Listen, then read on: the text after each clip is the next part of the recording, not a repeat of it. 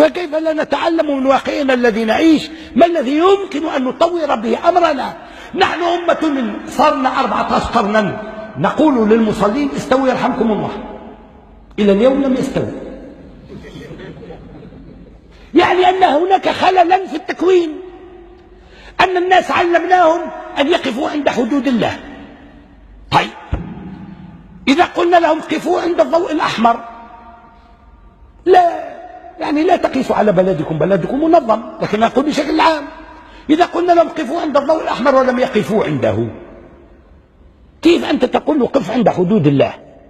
وهذا حد وضعته أنت لنفسك فيه مصلحتك، كيف لا تحترمه؟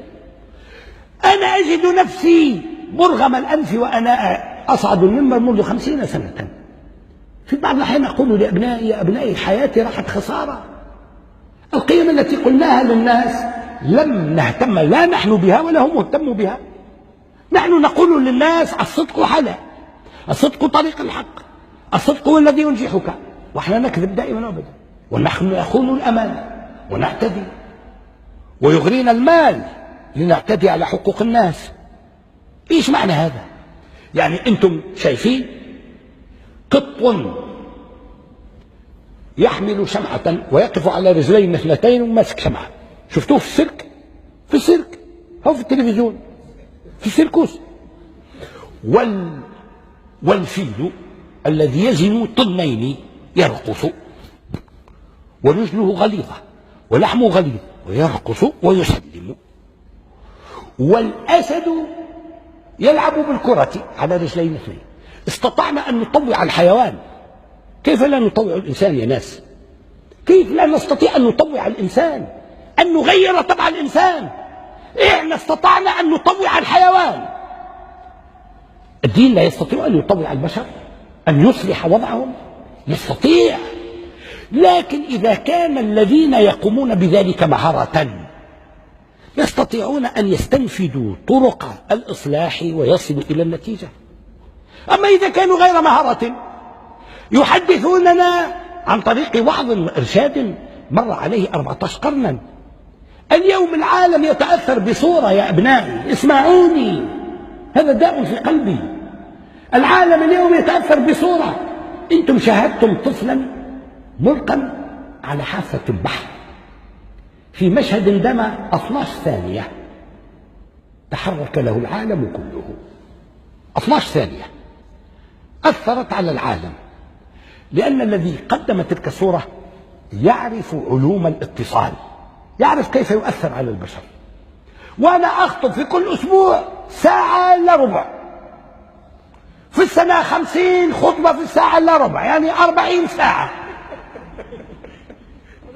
والآخر 12 ثانية غير العالم، وأنا في 40 ساعة لم أغير لا قلبا ولا إنسانا، ولا سمعني لا حيوان ولا إنسان. والحمار بقي حمارا، والقرد بقي قردا، والمعوج بقي معوج. إيش معنى؟ يعني أننا لم نتلمس طريق الإصلاح الصحيح.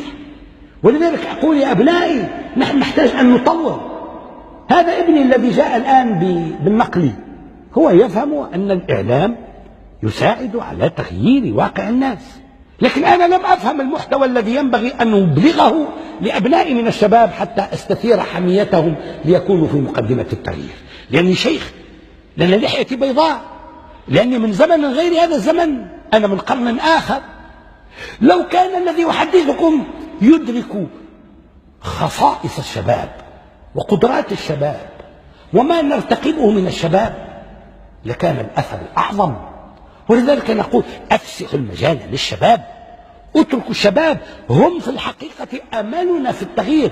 أنا لم أستطع أن أغير فأنا فاشل، لكن ابني سيغير، وابني يستطيع أن يغير أكثر مني، لأن الوسائل التي بيده هي أعظم من الوسائل التي عشت أنا بها.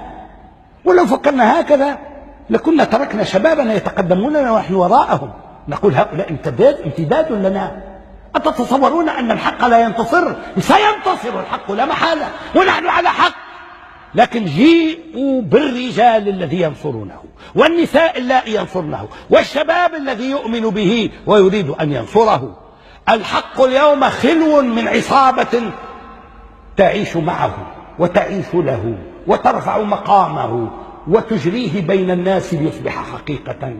الحق لا يستطيع أن يقاوم الباطل وحده، يحتاج إلى من يقف وراءه، والذين يقفون وراء الحق وينشدون طريق الحق قلة اليوم.